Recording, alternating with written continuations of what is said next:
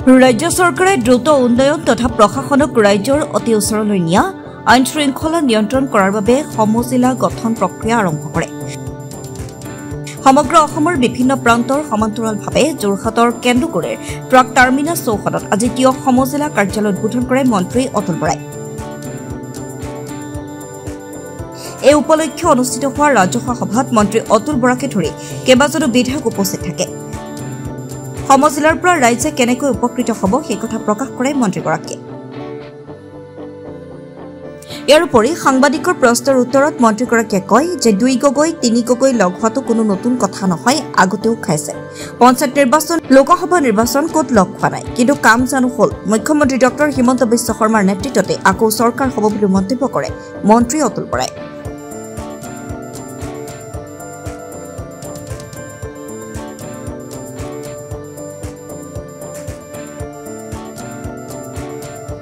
আজি এটা উল্লেখযোগ্য দিন যে যোৰহাট জিলাত জিলাৰ ভিতৰতে আৰু 2খন সমজিলা আজি আনুষ্ঠানিকভাৱে মুকলি হৈছে।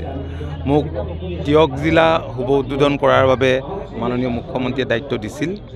যথেষ্ট সংখ্যক ৰাইজ বিশিষ্ট ব্যক্তিৰ উপস্থিতিত আজি আমি এই সমজিলাখন আনুষ্ঠানিকভাৱে উদ্বোধন কৰিবলৈ পাই নথৈ আনন্দিত হৈছোঁ।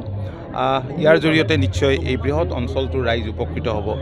আপোনালোকে জানে যে সমষ্টি পুনৰ নিৰ্ধাৰণৰ পাছত সমষ্টিৰ আকাৰো সলনি হ'ল।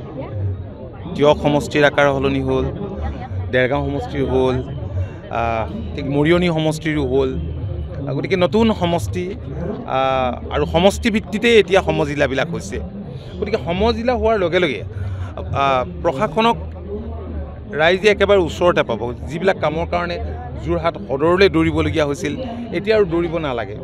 গতিকে বহুতখিনি সা সুবিধা যিহেতু সমজিলাত লাভ কৰিব, গতিকে ৰাইজ উপকৃত হ'ব আৰু ৰাইজ সেইবাবে আনন্দিত হৈছে। মই মাননীয় মুখ্যমন্ত্ৰীক মই ধন্যবাদ জনাইছোঁ। আজি ধৰক অস্থায়ী ৰূপত হৈছে, যিমান দূৰ জানো অস্থায়ী ৰূপৰ কিবা মেছেজ আছে নেকি?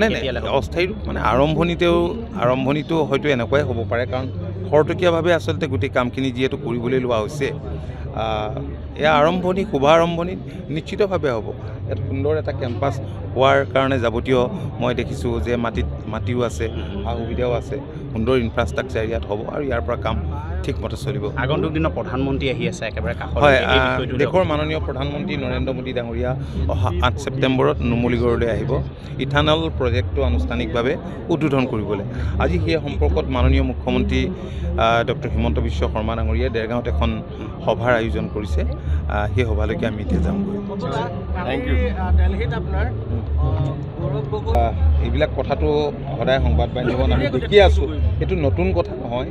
লোকসভা ইলেকশ্যনৰ আগতো দেখিছিলোঁ, পঞ্চায়ত নিৰ্বাচনৰ আগতো দেখিছিলোঁ, কিন্তু আপোনালোকে লোকসভা নিৰ্বাচনৰ ফলাফলো দেখিলে অসমত আৰু পঞ্চায়ত নিৰ্বাচনৰ ফলাফলো দেখিলে।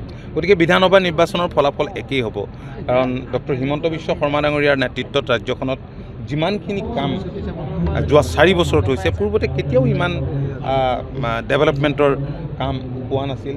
ৰাজ্যখন এনেদৰে বিকাশৰ গতিত আগবঢ়া নাছিল। গতিকে স্বাভাৱিকতে ৰাইজে আমি ভাবোঁ যে এইবিলাক কথা বুজি পাইছে কাৰণেই গত 4টা বছৰত যিবিলাক নিৰ্বাচন ৰাজ্যখনত অনুষ্ঠিত হৈছে, প্ৰতিটো নিৰ্বাচনতে মিত্ৰ দলে জয়ৰ মুখ দেখিছে। গতিকে এইবাৰো তেনেকুৱাই হ'ব। এইটোতো নতুন কথা নহয়। কিছুমান দল আছে, মই আগতে কৈছোঁ যে কংগ্ৰেছৰ সৃষ্ট দল, গতিকে তেওঁলোকে লগ খোৱা লগ নোখোৱা কথা একেই। কাৰণ কংগ্ৰেছ দলটো দীঘলীয়া দিন ক্ষমতাত আছিল। কংগ্ৰেছৰ চৰিত্ৰ মানুহে জানে, কংগ্ৰেছৰ শাসন জনসাধাৰণে দেখিছে। গতিকে নতুনকৈ ইয়াত আৰু আমাৰ এই সম্পৰ্কত ক'বলগীয়া একো নাই। Thank U. অখিল গগৈ নকয় কি? অখিল গগৈৰ কথাৰ উত্তৰ মই নিদিওঁ। মই তেওঁৰ কথাৰ উত্তৰ নিদিওঁ। তেওঁ নিজে নাজানে তেওঁ জাতীয়তাবাদী নে তেওঁ বামপন্থী। News desk report, inch media. প্ৰতিটো ক্ৰিয়েটিভ যাত্ৰাৰ আৰম্ভণিৰ আঁৰত থাকে আপোনাৰ চিন্তা। আপোনাৰ চিন্তাক বাস্তৱায়িত কৰিবলৈ আমি NJ প্ৰডাকশ্যন। প্লেনিঙৰ পৰা ষ্টৰি বৰ্ডিঙলৈ প্ৰতিটো সময়ত, প্ৰতিটো ক্ষেত্ৰত আমি আপোনাৰ সহায়ৰ বাবে প্ৰস্তুত। এক্সপাৰ্ট ড্ৰোন অপাৰেটৰ আৰু বেষ্ট লাইটিঙৰ সৈতে ক্ৰিয়েটিভকৈ প্ৰতিটো মুভমেণ্ট আমাৰ কেমেৰাত কেপচাৰ কৰি এক্সপাৰ্ট এডিটিং, এনিমেশ্যন, মিউজিক আৰু ছাউণ্ড ডিজাইনিঙৰ সৈতে আমি দিওঁ আপোনাৰ চিন্তাক বাস্তৱ ৰূপ। আপোনাৰ এক্সপেক্টেশ্যনছক ৰিয়েলিটিলৈ লৈ যোৱাৰ দায়িত্ব আমাৰ। NJ Production, your vision, our creation. আপোনাৰ ক্ৰিয়েটিভ যাত্ৰাৰ আমি হ'ম সহযোগী। NJ Productionৰ সৈতে আজিয়ে যোগাযোগ কৰক।